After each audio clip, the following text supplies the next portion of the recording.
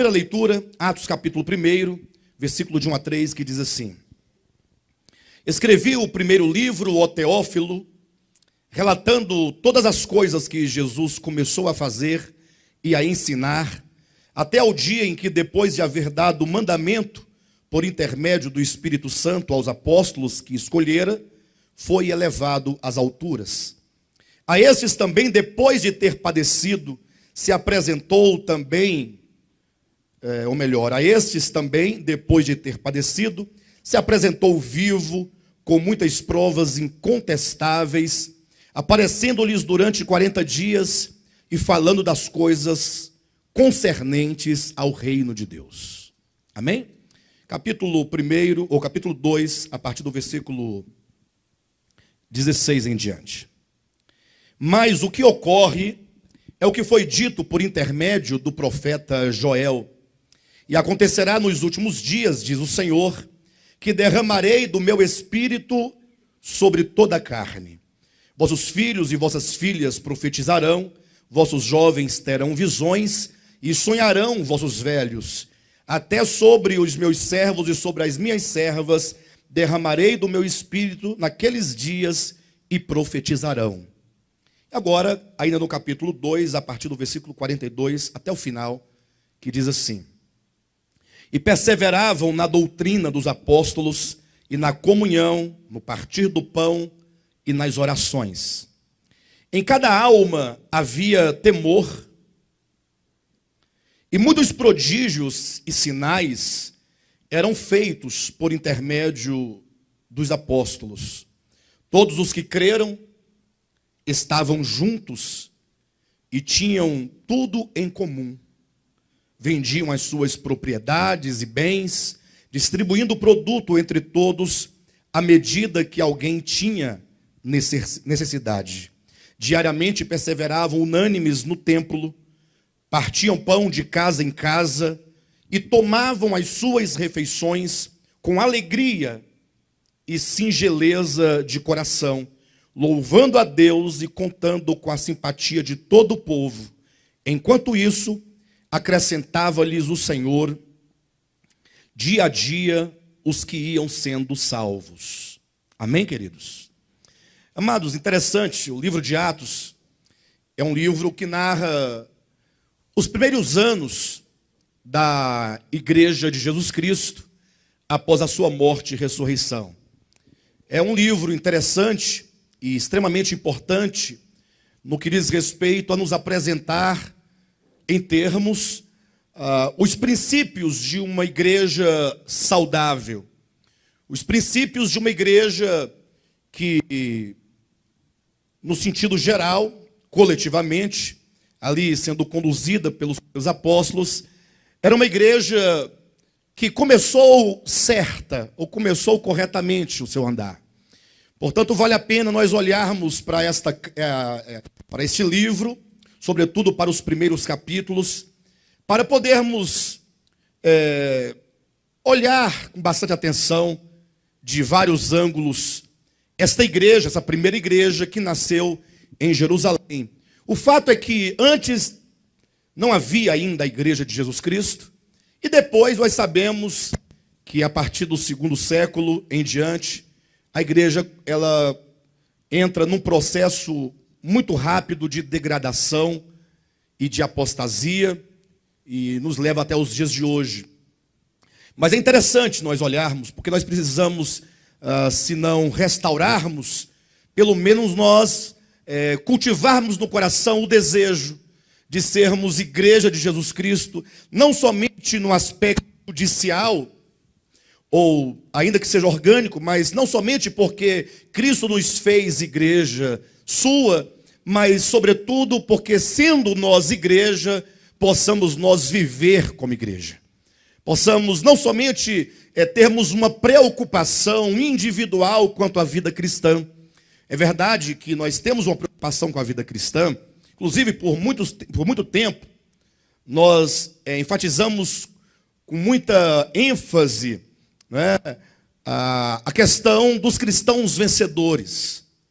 E esse é um tema bíblico. O cristão vencedor é aquele cristão que, a despeito de qualquer adversidade, ele se apropria do Evangelho de Jesus Cristo, de todas as riquezas do Evangelho, e, portanto, ele vence toda, não somente a degradação da igreja, historicamente falando, mas, sobretudo, ele vence em si mesmo a carne, o mundo, o diabo. O cristão vencedor é aquele que individualmente ele venceu todos os inimigos da fé, todos os inimigos do amor, todos os inimigos da esperança, todos os inimigos do evangelho. Mas o vencedor, ele não se restringe tão somente a estas vitórias pessoais. Haja vista que a igreja de Jesus Cristo, o Senhor estabelece a igreja porque é um propósito no sentido coletivo.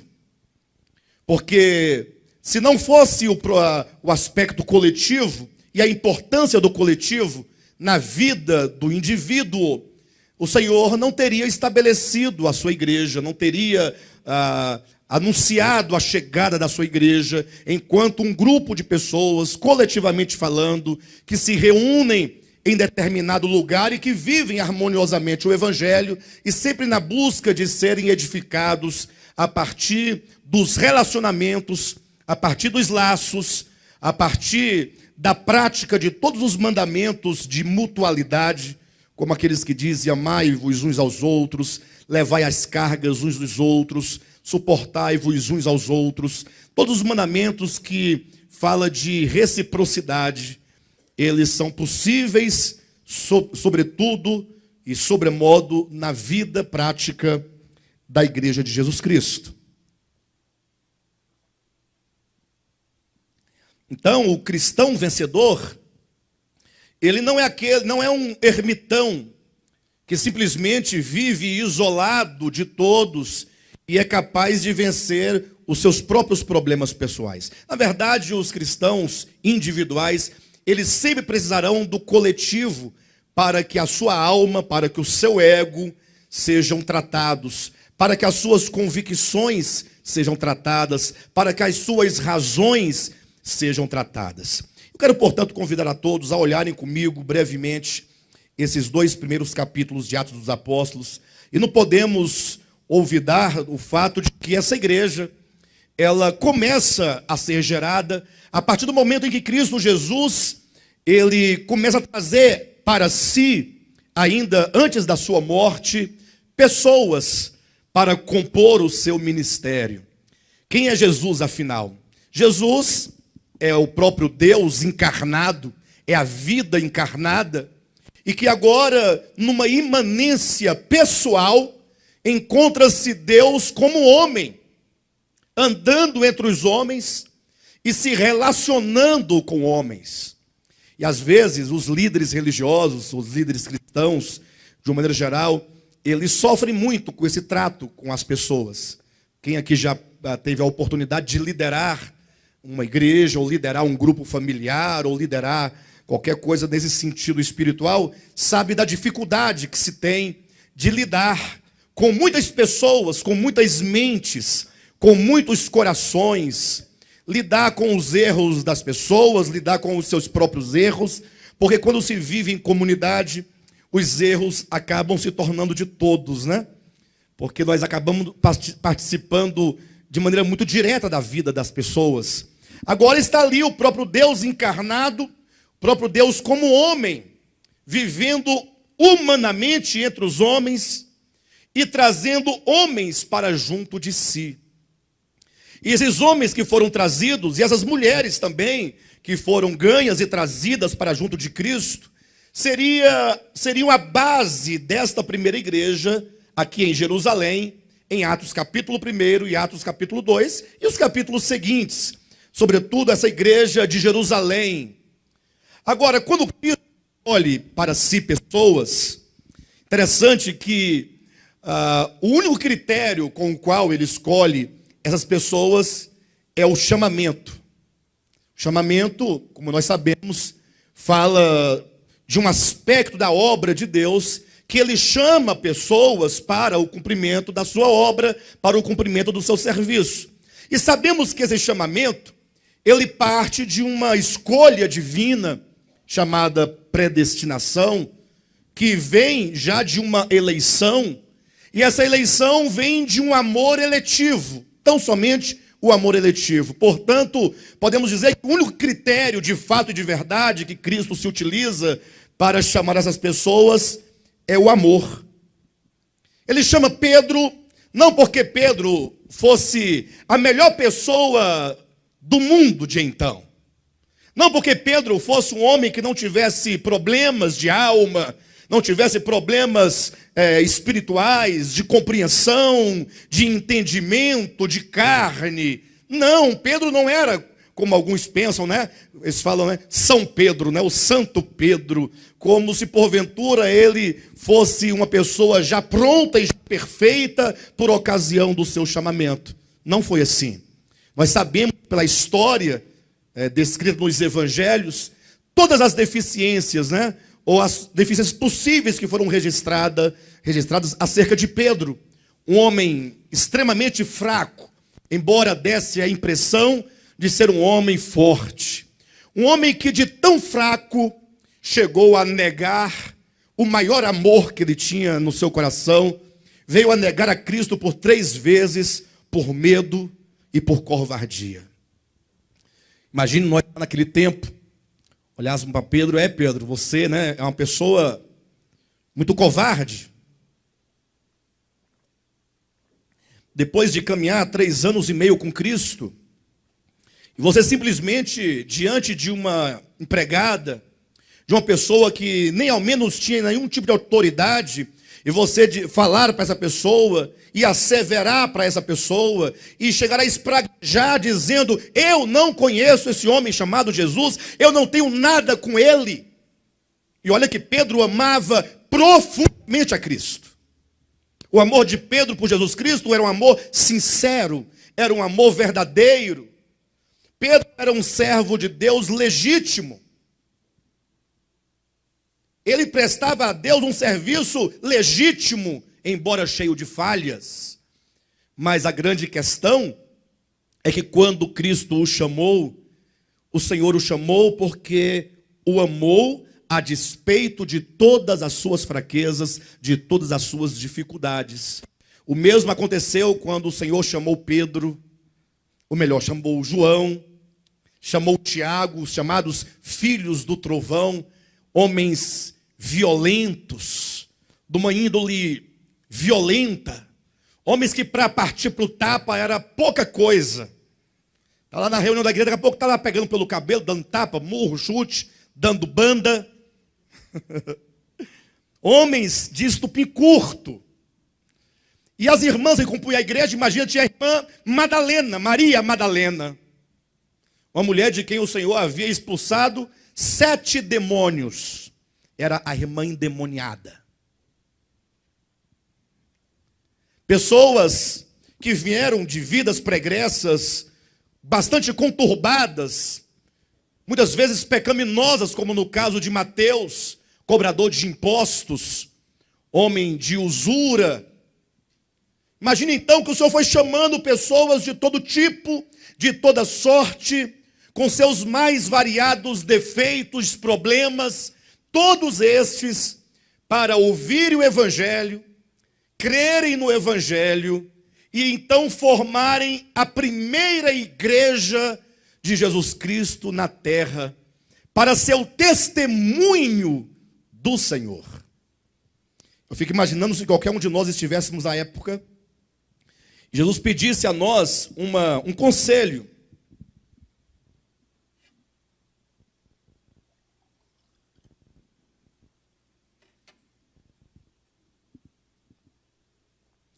Ou que fosse uma orientação, um palpite, e dissesse, olha, eu quero que você fique perto de mim, Rosirene, vem cá, me ajuda a escolher as pessoas que vão formar a primeira igreja.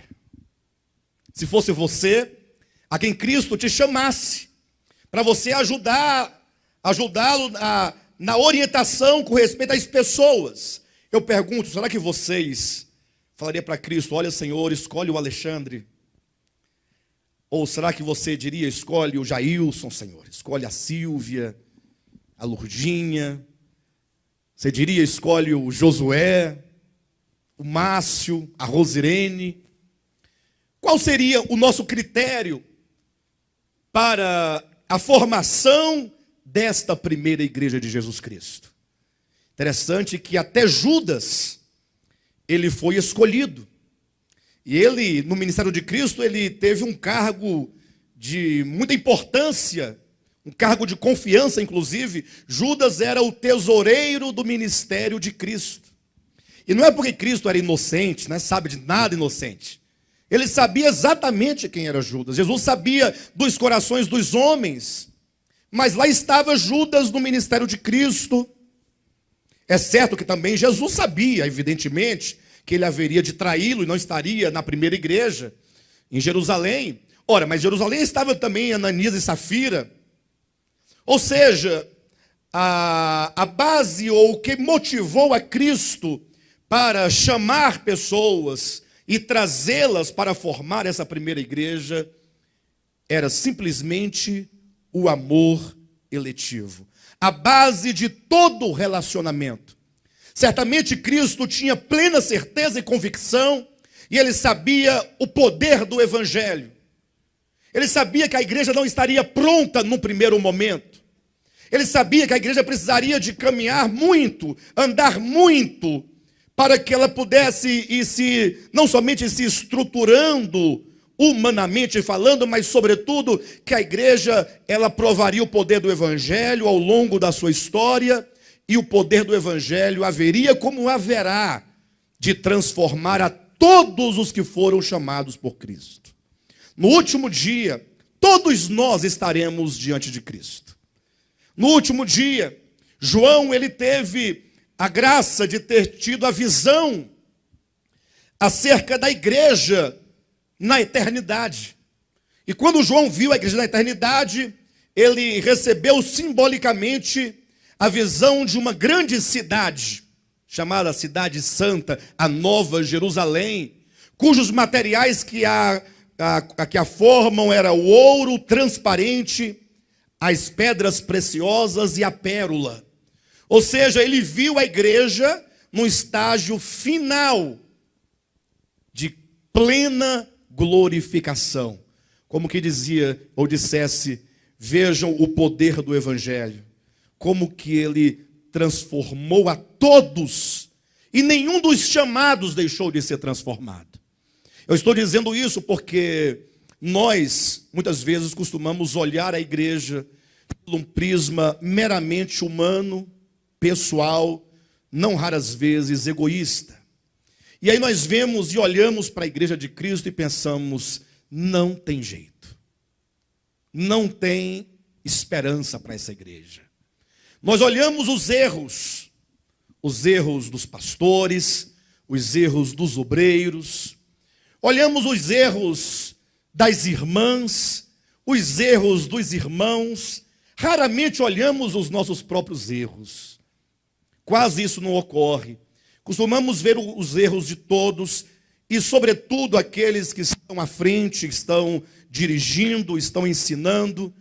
E em nome dessa nossa visão imediatista, uma visão que muito exige, mas não consegue perceber que todos são absolutamente homens, nós achamos que não vale a pena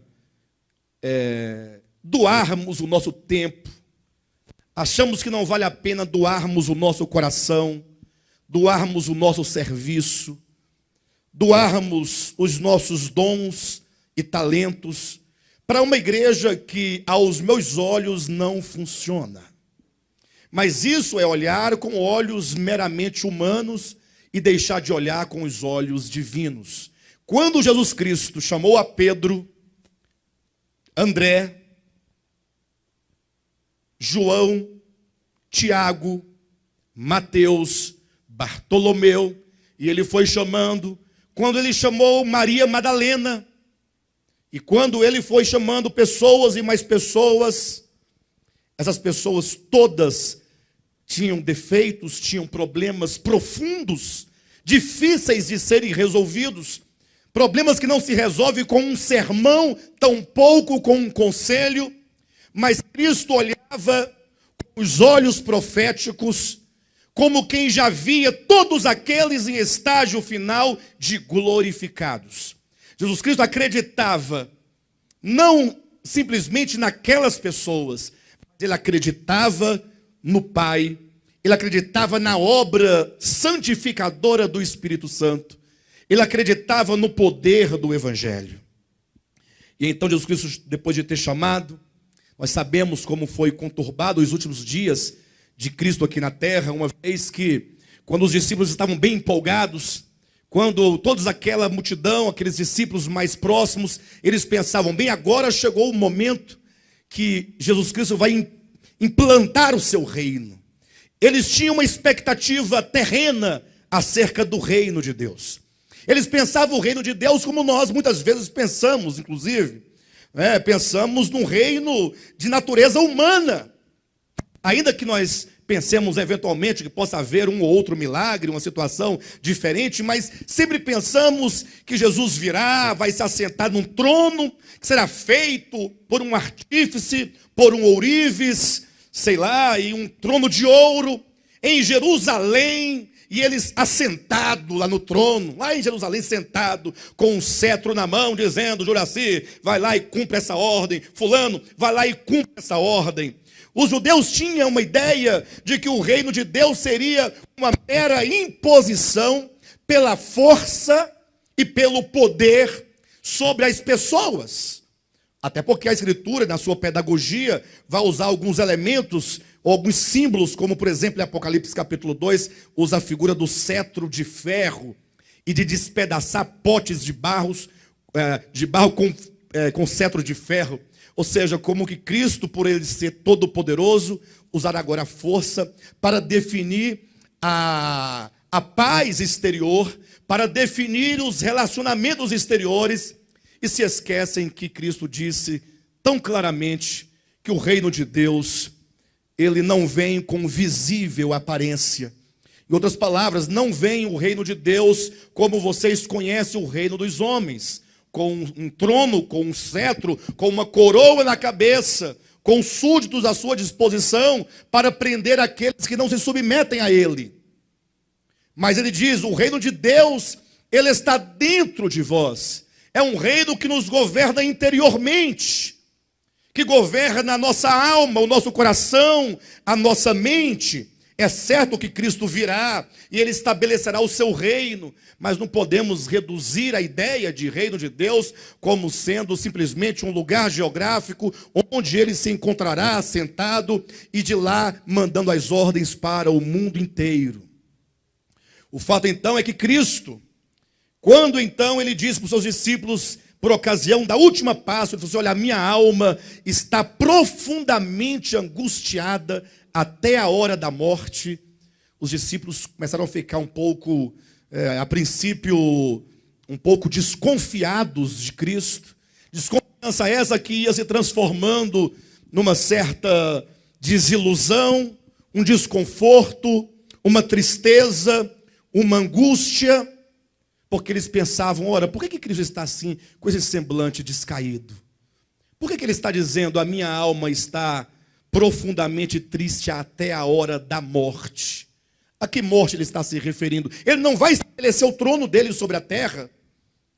Então, exatamente quando no capítulo 14 de João, Cristo começa aquelas belas palavras, não se turbe o vosso coração, credes em Deus, e assim por diante. Cristo então explica que há uma necessidade de que ele fosse à cruz, porque o seu reino se estabelece, primeiramente quando se vence o problema do mal presente na mente, na consciência e no coração humano. E a sua morte seria, então, aquela que iria destruir todos os efeitos do pecado no homem. Era preciso que isso acontecesse. Então, os discípulos não compreenderam tais palavras, e vocês sabem de toda a história. Cristo foi crucificado, todos os discípulos de Cristo fugiram.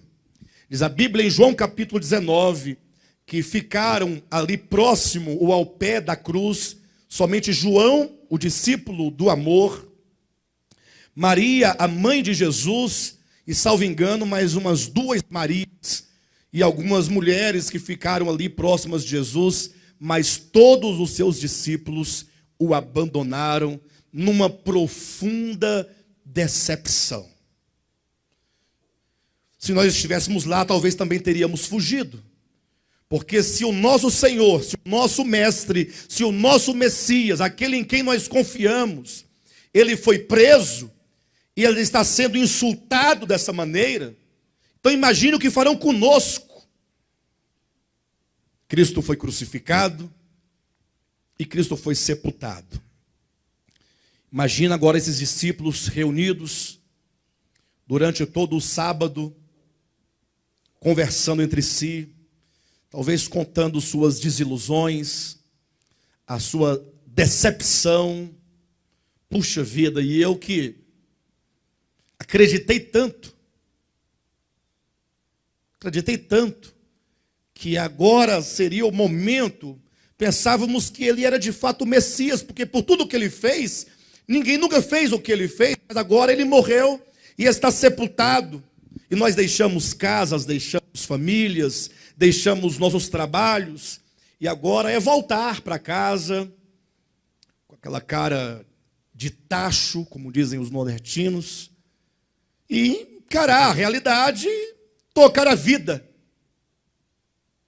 Vamos aguardar, quem sabe o Senhor não nos manda um Messias, né? Vamos continuar aguardando, esse não deu certo. Mas nós fizemos a parte, nós cremos, nós amamos e nós seguimos. Se não deu certo, não deu certo. E Tomé deve ter olhado e falou assim: eu avisei vocês, eu nunca acreditei. Eu estava aqui, mas estava desconfiado. Tomé tinha problema com a fé. Eu sei que Jesus Cristo, ao terceiro dia, ele volta à vida. E quando ele volta à vida em ressurreição, uma ressurreição física, corpórea e pessoal, o seu corpo que fora sepultado, foi quem ressuscitou. O próprio corpo morto, crucificado, sepultado, ele ressurge agora em glória e estabelece, portanto, um novo momento. A Bíblia diz que a ressurreição de Cristo se deu exatamente no pôr do sol, do sábado para o domingo.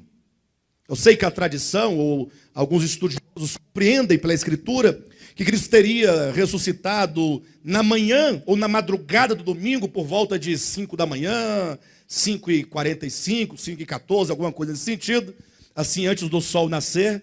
Mas em Mateus capítulo 28, leia com atenção, está muito claro quando Mateus diz que ao findar o dia de sábado, o dia do sábado para os judeus, finda exatamente no pôr do sol. E ao começar o primeiro dia da semana, portanto é nessa transição, no findar do sábado, começo do primeiro dia, é que Cristo ressuscita, sinalizando que a sua ressurreição estabelece um novo começo, uma nova ordem das coisas. Porque a semana tem o primeiro dia, o segundo dia, o terceiro dia, o quarto dia, o quinto dia, o sexto dia e o sétimo dia, fim da semana. Assim como é dito em Gênesis, que o Senhor, ele criou todas as coisas em 7 dias, não precisa me corrigir, porque a Bíblia diz que o Senhor acabou a sua obra no dia 7º, portanto em 7 dias. Então, a semana fala de um período completo. Numa semana, ele teria criado, nos termos pedagógicos de Moisés, veio a queda, e então, agora vem Cristo, e ele então morre exatamente no finalzinho de uma semana, para ressuscitar exatamente no começo de uma semana, como quem dissesse: a partir da minha ressurreição, começa um novo tempo, começa um novo dia.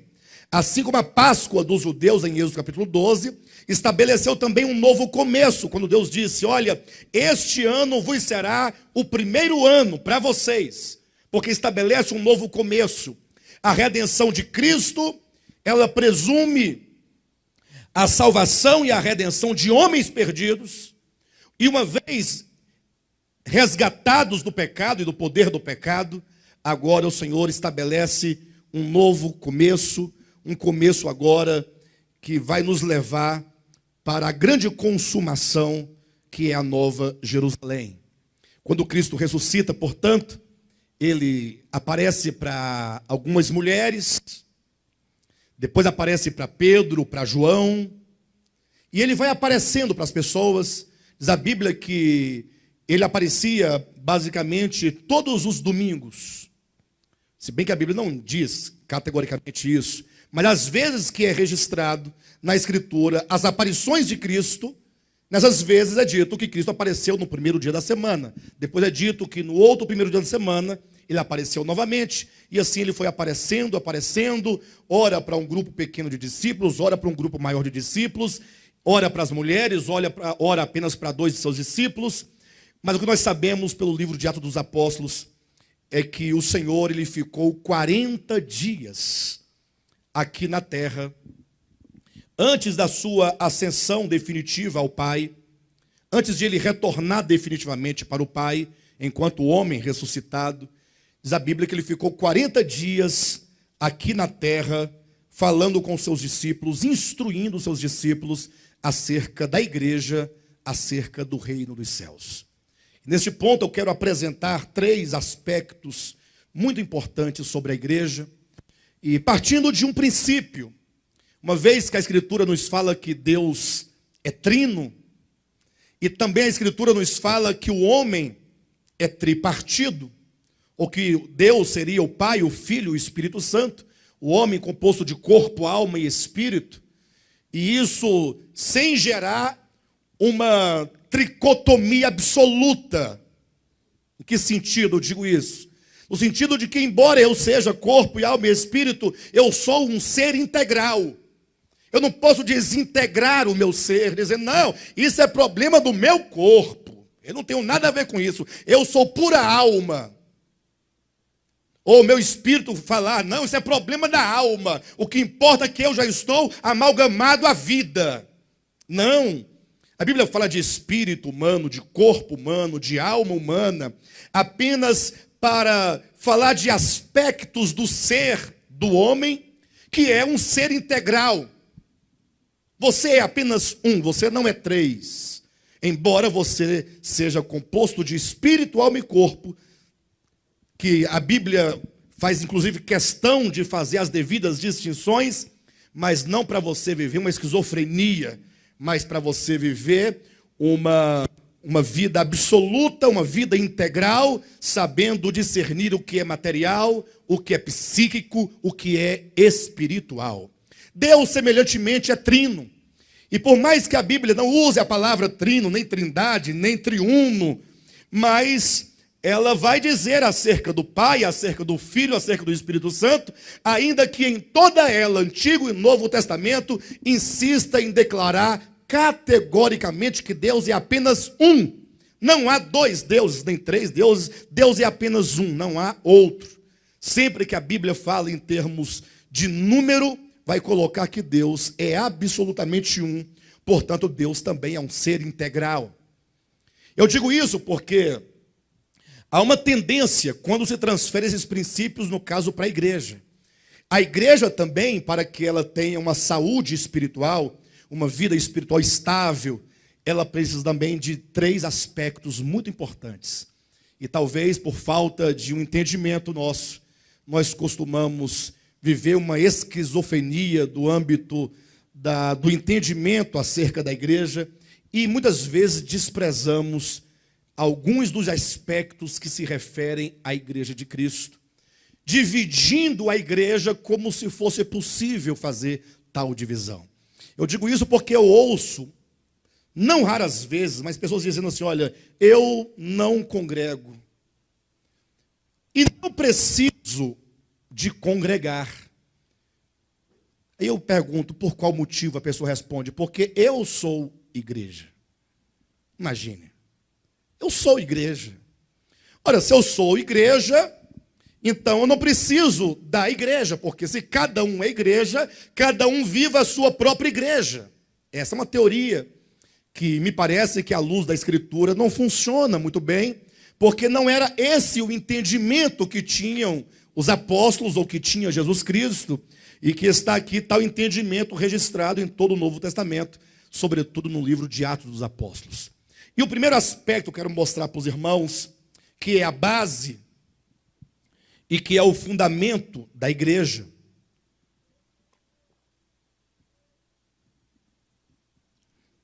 Estão aqui no capítulo 1, do versículo 1 até o versículo 11. Diz a Escritura que depois que Cristo ficou 40 dias depois da sua ressurreição, conversando com os seus discípulos, com os apóstolos Pedro, Tiago, João, Mateus, Bartolomeu, Judas Tadeu, e o outro Judas, e o outro mais Judas, sei lá quantos Judas tinha, e tanta gente, e as mulheres, e ele aparecia. E ele, a Bíblia diz aqui no capítulo 1, se vocês observarem, no versículo 2, ou o primeiro que diz: escrevi o primeiro livro, ó Teófilo, relatando todas as coisas que Jesus começou a fazer e a ensinar, até o dia em que, depois de haver dado mandamentos por intermédio do Espírito Santo aos apóstolos que escolhera, foi elevado às alturas. A esses também, depois de ter padecido, se apresentou vivo, com muitas provas incontestáveis, aparecendo-lhes durante 40 dias e falando das coisas concernentes ao reino de Deus. Veja vocês que Cristo ele tem essa preocupação de instruir aos apóstolos, dizendo: olha, vocês vão dirigir, vão conduzir, vocês vão ensinar o povo acerca do reino de Deus. E vocês, portanto, precisam ter uma visão clara, uma concepção correta das coisas, da verdade. E não sem razão está aqui o próprio Cristo ressurreto, único fundamento da igreja, que se apresentou vivo, esteve com eles, teve comunhão com eles, comeu com os apóstolos e os fez suas testemunhas. Os apóstolos são chamados da Escritura, o próprio Cristo diz isso, eles são as testemunhas do Cristo ressurreto.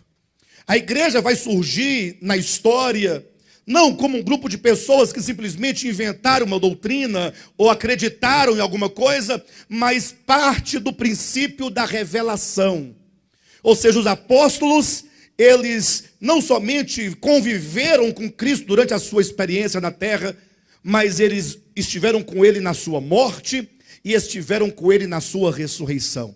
A ressurreição de Cristo é a base do evangelho. O evangelho só é evangelho por causa da ressurreição de Cristo, sobretudo. Sem nenhum desprezo à morte de Cristo, pelo contrário, mas o próprio apóstolo Paulo diz que se Cristo não tivesse ressuscitado, a nossa fé seria vã.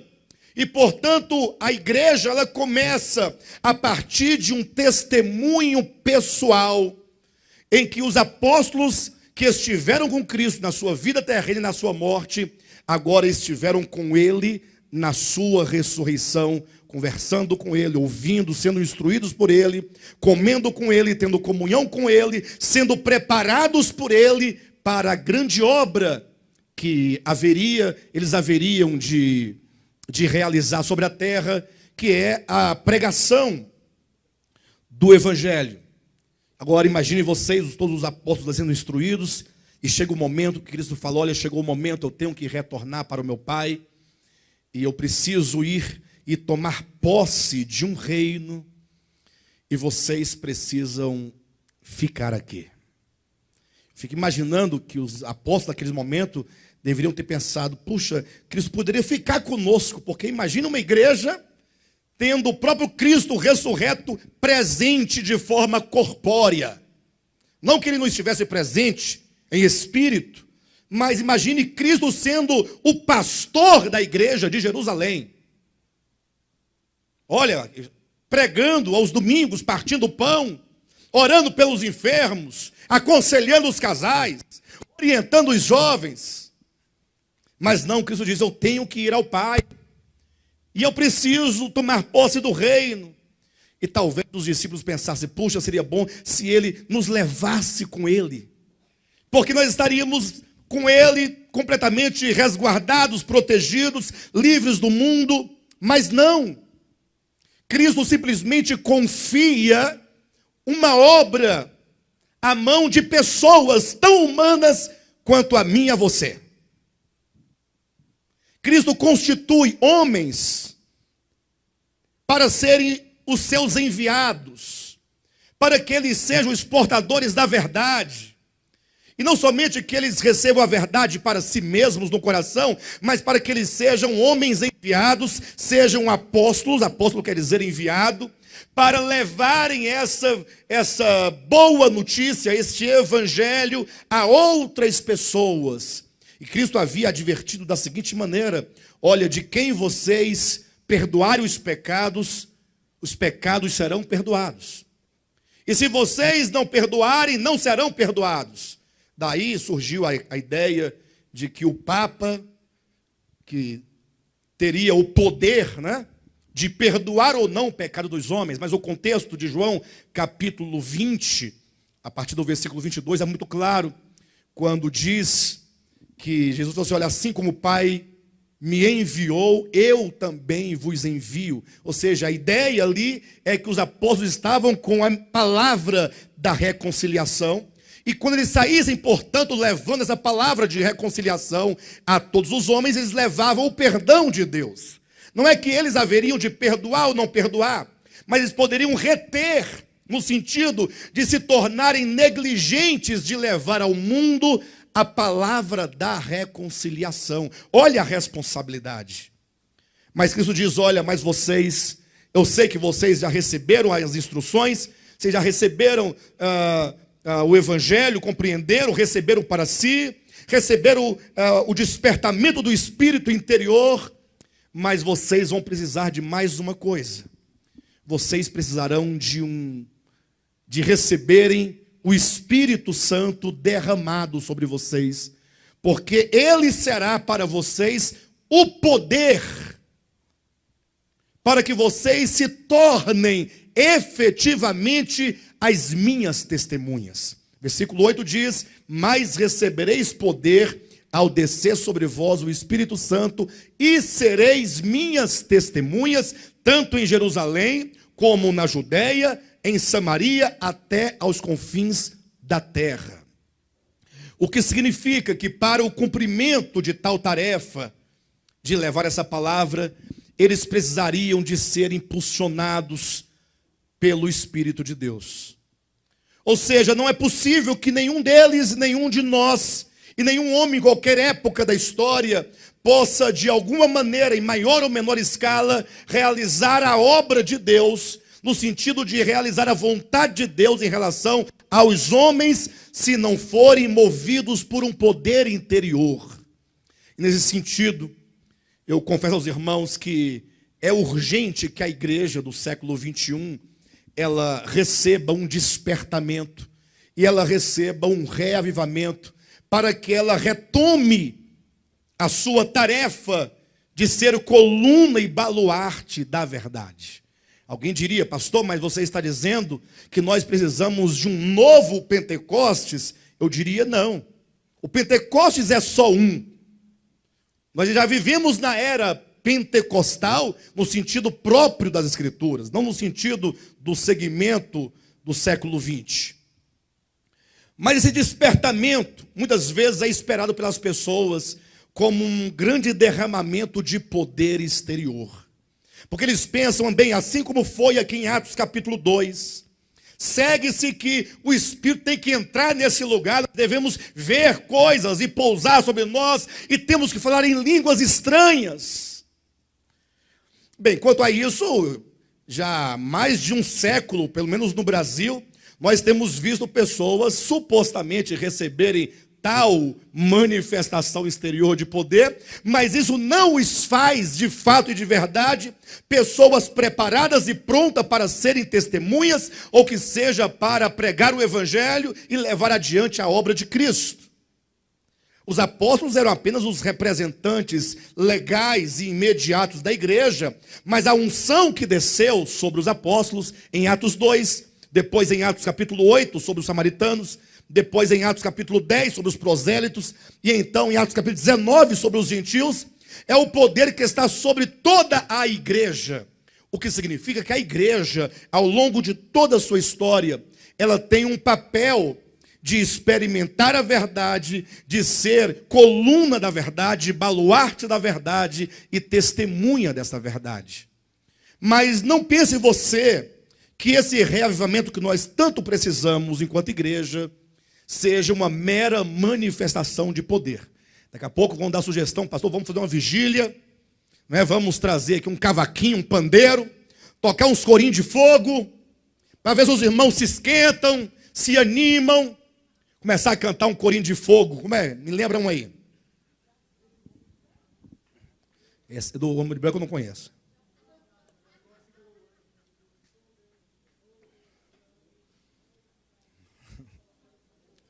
Esses aí mesmo. Na minha época tinha uns mais espirituais do que esses. Nós de varão com rolo na mão, na minha época não tinha. Na minha época eram os corinhos que nos remetiam à ideia da glória de Deus, ou da Nova Jerusalém. Tinha um que cantava sobre Moisés, que dizia, brilhando, brilhando. Não era assim? O seu rosto brilhava, foi lá no cume do Monte Sinai que o nosso Deus com Moisés falava. Rapaz, mas eu chorava. Eu era criança, mas eu chorava. Eu sentia uma coisa gostosa, uma coisa boa. Porque eu tinha um profundo desejo de ver essas coisas todas acontecendo deste modo. De repente, daqui a pouco, tem irmãos querendo fazer movimentos pentecostais para ver se reaviva o povo. Mas o fato é que quando nós enxergamos aqui em Atos capítulo 2, nós vemos que primeiramente estavam todos os irmãos reunidos, e ali já era a igreja sendo gerada. Irmãos reunidos, estavam todos reunidos no mesmo lugar. Eles estavam unânimes em oração, em um só pensamento. Algumas coisas, no caso, havia que unia aquela assembleia. Não que não houvesse distinção. Onde houver mais de uma pessoa vai ter diferença. Mas há alguns elementos comuns que unem os irmãos e que são elementos imprescindíveis para que haja a experiência desse poder que os torna, ou que nos torna testemunhas de Cristo. Os irmãos ali em Atos capítulo 1 estavam reunidos em oração e todos estavam contagiados primeiramente por um amor profundo por Cristo primeiramente, e também uns pelos outros. Estavam eles movidos pela fé. Todos tinham a mesma fé e estavam enlaçados por uma mesma esperança. Ou seja, somente quando a igreja ela começa a pensar da seguinte maneira, olha, eu olho para esse ministério de louvor, fico olhando, meu Deus, o Anderson Estima, misericórdia. Pai querido, quando vem o Alain, Deus meu, Deus meu. Quando aparece o Gil na conversa, misericórdia. É um trio. O mais ameno é o Rodolfo. Rodolfo é sempre conciliador. Já o Elvis, ele de vez em quando fala uma coisinha, mas é mais discreto. Mas o fato é que são pessoas distintas. O Alexandre, então, é outra pessoa. Talvez quando eu falar uma coisa, você fala, misericórdia, lá vem o pastor. Quando eu olho para o Josué com as suas características pessoais, que lhe são próprias, a irmã Edna, que maravilha. Quem conhece a irmã Edna? Pensa numa pessoa diferente. Fala de maneira autêntica. Você está bem, irmã Edna? Tem que dizer que está. Que está, não está. Mas vamos dizer que está. Cada pessoa.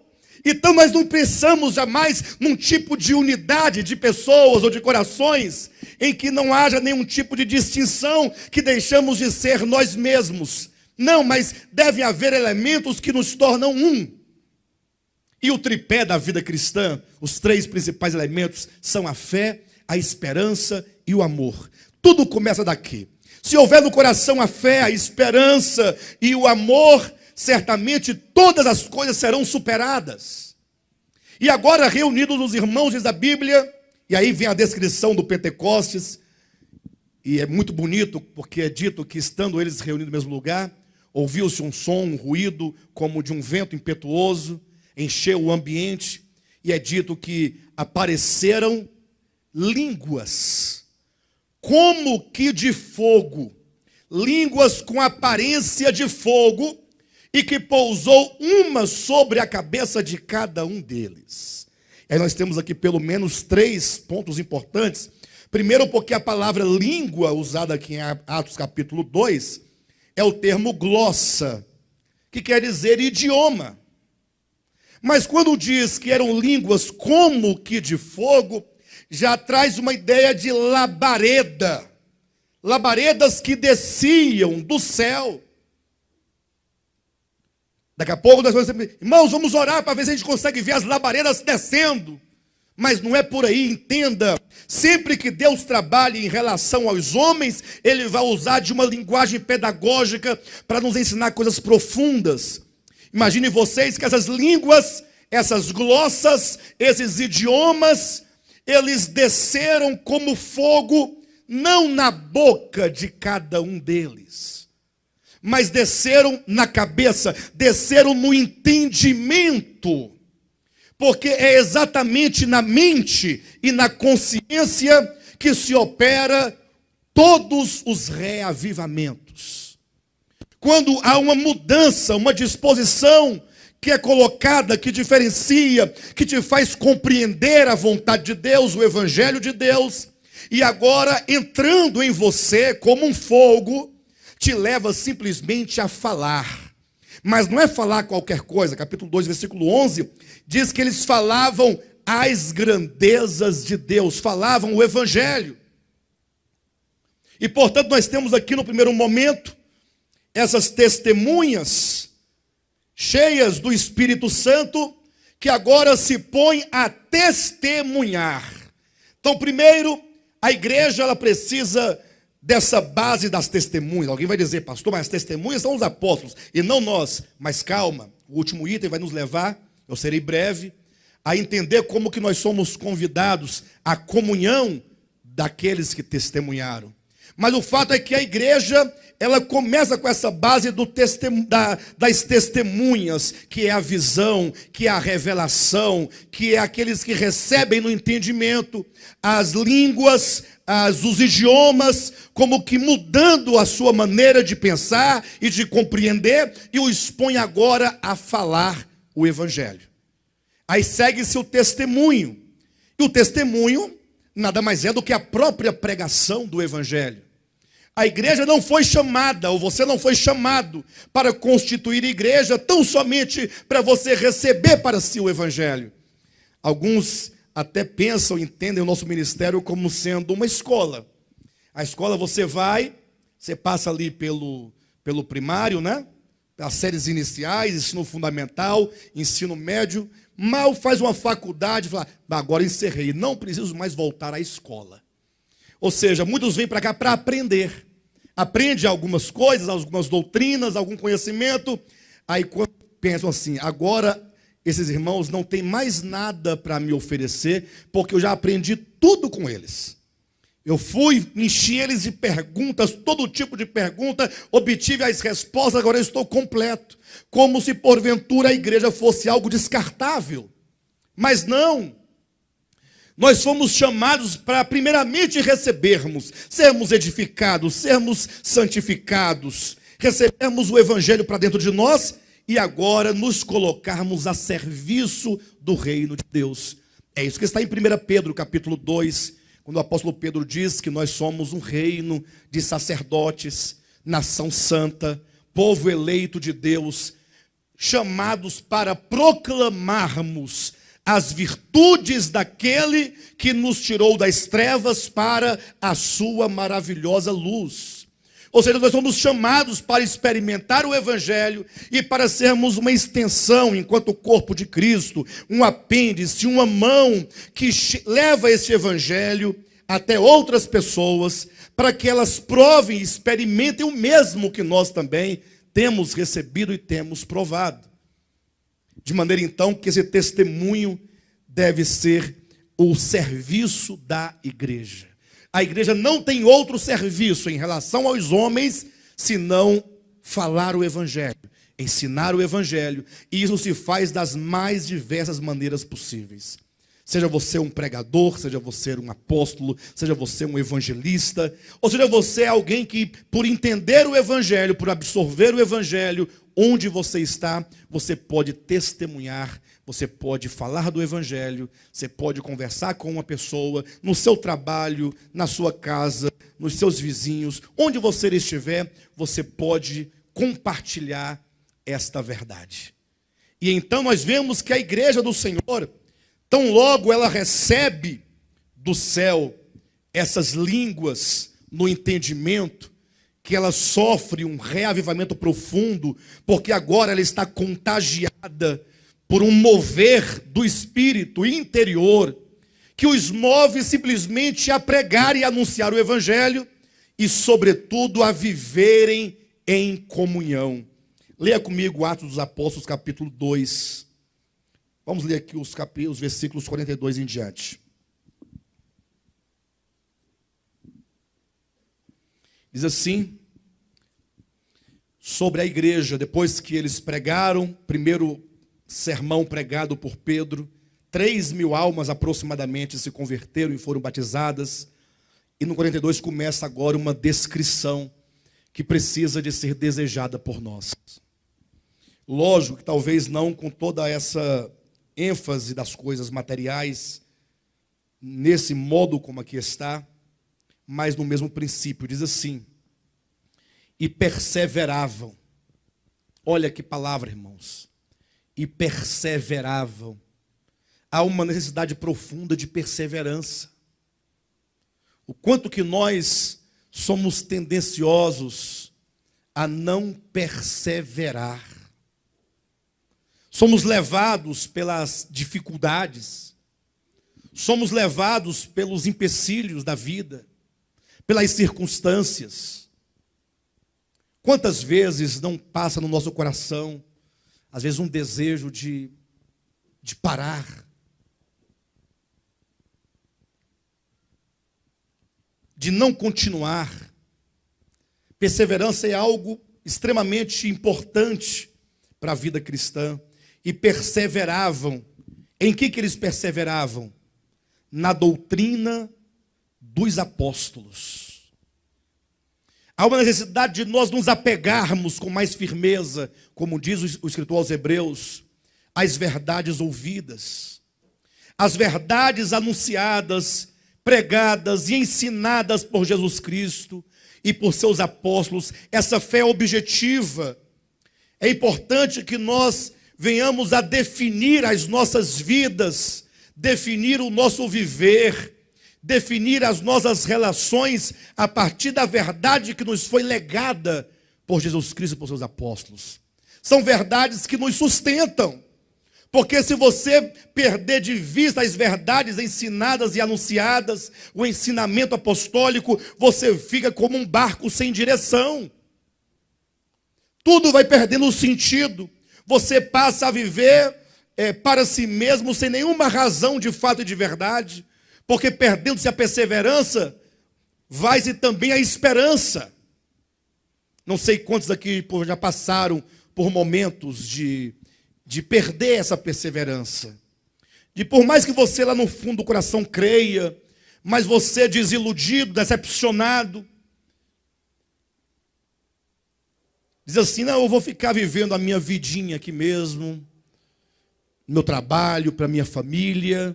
Quem já passou por isso alguma vez? Eu já passei em alguns momentos, e o que nós sabemos na própria experiência é que quando isso acontece, tudo vai perdendo o sentido.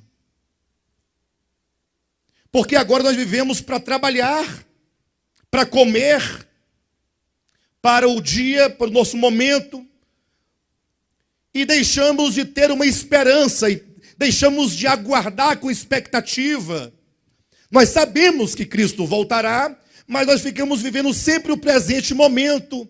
Perdemos essa visão que olha para frente, essa visão de que as coisas podem não estar bem, mas que é certo que logo, logo aquele que vem virá e não tardará. Todavia, o justo viverá pela fé. Essa igreja perseverava na doutrina dos apóstolos. E nós, amados, olhem para mim, por gentileza. Será que nós estamos perseverando na doutrina dos apóstolos? Eu sei que, como nós não temos nenhum apóstolo, e nem há, pelo menos pelo que me parece, se eu estiver errado, você pode me corrigir. Eu não consigo nem vislumbrar a presença de um apóstolo presente no mundo hoje. Sei que tem muitos com tal título, mas não são apóstolos no sentido bíblico. São apóstolos no sentido de uma hierarquia que eles criaram para ser chefes um do outro. Então o apóstolo é chefe de muita gente, porque ele está no topo da pirâmide, da hierarquia. Mas isso não tem nada a ver com o apóstolo da Bíblia. Então, por falta de autoridade apostólica, muitas vezes nós ficamos assim um pouco preocupados, pensando, será que isso mesmo é a palavra apostólica? Será que a verdade de Deus é exatamente deste modo ou não? E é por isso que há a necessidade da perseverança, não somente na doutrina dos apóstolos, mas também na comunhão. Quando nós então conversamos e nós apresentamos os assuntos e nós debatemos à luz da Escritura, procurando estar o mais próximo da verdade apresentada pelos apóstolos do primeiro século, a revelação neotestamentária. É quando colocamos nossas dúvidas, é quando nós colocamos, também trazemos a palavra, a nossa experiência aplicada àquele dia, à circunstância, aos irmãos, e isso vai gerando em nós uma coisa muito boa, uma harmonia muito grande, uma aproximação muito grande. Essa iniciativa do pastor Josué com o irmão Ronan é muito positiva, de promover eventos como o Dia da Família. Não é isso, o Dia da Família? Esse é o nome? O Encontro de Famílias. Encontro de Famílias ou das Famílias. Que seja dia 12 de agosto, as nossas famílias estarão todas numa chácara. Dia 12 de agosto. Uma chácara bonita, como foi no primeiro encontro. Eu não pude estar presente, porque até prometi, eu falei em público aqui que eu havia de ir, mas eu tinha me esquecido que já tinha um compromisso marcado para aquela data e eu não me lembrava. E quando eu costumo fazer um compromisso, eu costumo honrar. A não ser que seja uma coisa que me impeça. Não pude ir, mas imagine agora as nossas famílias todas no dia 12 na comunhão. Conversando, conhecendo mais um ao outro, se aproximando, gerando laços, gerando vínculos, porque o que traz esfriamento é exatamente a nossa distância.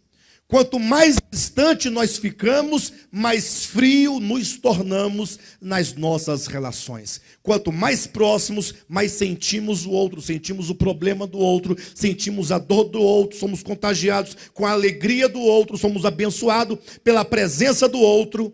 Então, isso é extremamente importante. A primeira igreja era uma igreja forte, porque ela tinha uma perseverança na doutrina dos apóstolos.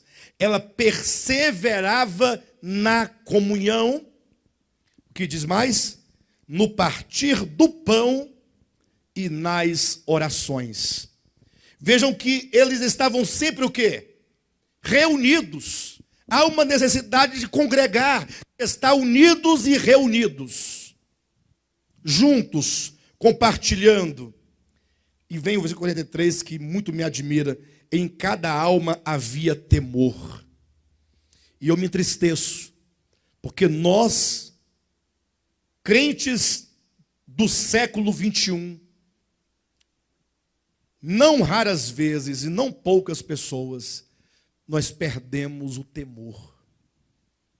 Falamos sem temor. Achamos que nós somos agora, cada um pode falar como bem quiser, pensar como bem quiser.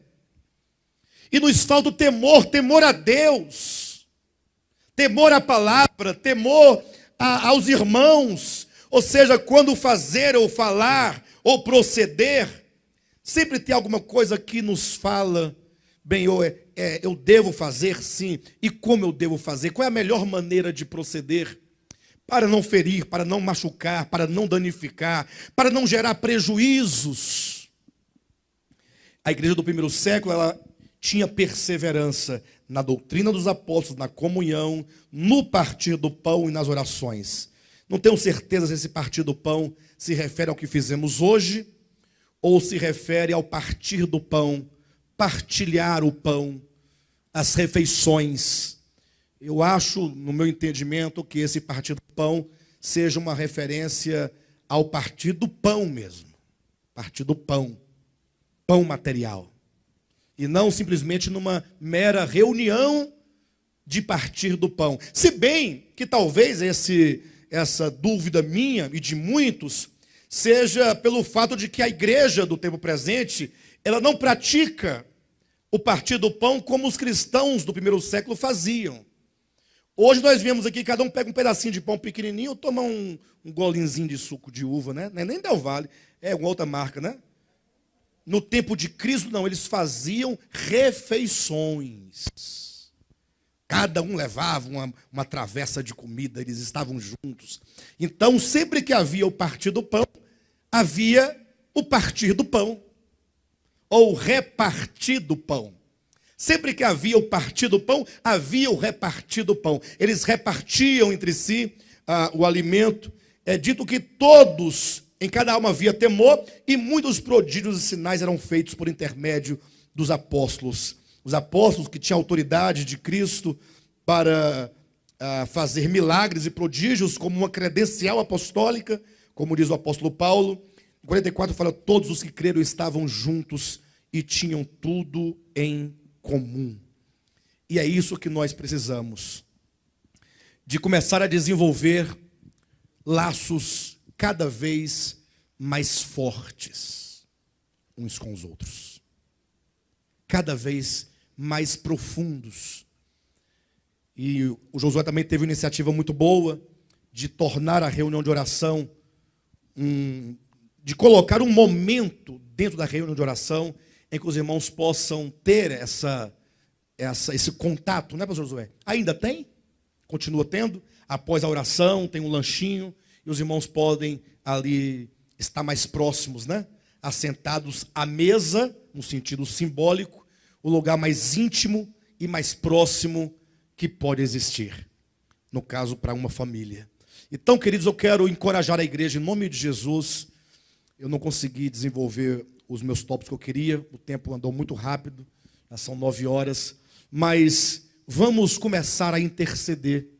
Eu quero convidar a igreja, vamos começar a orar uns pelos outros, e vamos começar a pensar um pouco na nossa igreja, não enquanto ministério somente. Nós sempre chamamos de o ministério, né? O que é real, porque há uma incumbência quanto à revelação e à pregação da palavra.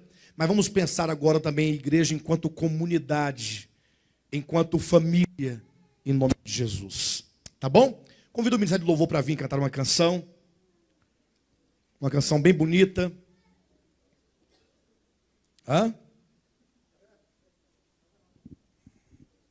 Você fica com brincadeira que eu escolho a música, hein? Se ficar brincando, eu escolho a música. Glória a Deus. Quem vai cantar? Beleza? Então vamos cantar a mesma música que nós cantamos, que eu cantei agora há pouco. Gostaram, né? Eles gostam, eles amam a voz da verdade. Que maravilha. Vamos cantar em Lá maior. Lá maior. Glória a Deus. Fique de pé, igreja, em nome de Jesus, e cante o milagre de Deus na sua vida.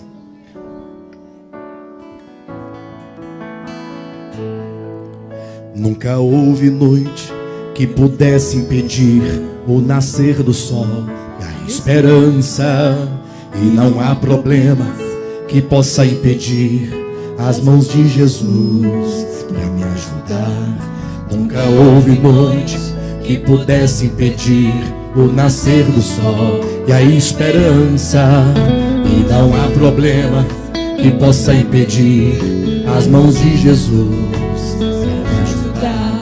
Haverá um milagre dentro de mim, vem descendo o rio pra me dar a vida. Este rio que emana lá da cruz, do lado de Jesus. Haverá um milagre dentro de mim, vem descendo o rio pra me dar a vida. Este rio que emana lá da cruz, do lado de Jesus. Aquilo que parecia impossível, aquilo que parecia não ter saída, aquilo que parecia ser minha morte, mas Jesus mudou. Sou um milagre, estou aqui.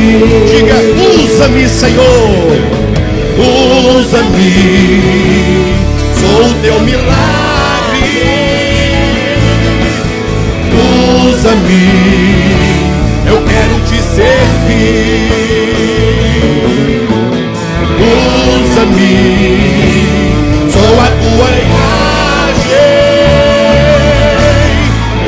Usa-me, ó filho de Davi. Aquilo que parecia impossível, aquilo que parecia não ter saída, aquilo que parecia ser minha morte, mas Jesus mudou minha sorte. Oh, milagre, estou aqui. Aquilo que parecia impossível, aquilo que parecia não ter saída, aquilo que parecia ser minha morte, mas Jesus mudou. Sou um milagre, estou aqui. Sou um milagre, estou aqui. Sou um milagre, estou aqui. Aplauda bem forte ao Senhor. Graças a Deus. Louvado seja o nome do Senhor. E nada melhor do que sair com o coração cheio da graça de Deus, né, irmãos? Que culto abençoado. Temos em uma semana em prosseguir conhecendo ao Senhor. Terça-feira, reunião de oração, a partir das 20 horas aqui no local. Quarta-feira, nossa reunião de estudo da palavra. E assim segue a semana, irmãos. Que possamos ser um em Cristo Jesus. A palavra de Deus, o salmista diz que alguns confiam em carros, outros em cavalos, mas nós fazemos menção do nome do Senhor Jesus. Nele está a nossa esperança. Amém? Dê um abraço bem gostoso no irmão que está do seu lado. Não saia sem cumprimentar pelo menos 5 pessoas aí ao redor de você. Amém? Que o Senhor Jesus possa abençoar a nossa semana. Que tenhamos uma semana cheia e repleta da graça do Senhor. Amém? Graças a Deus.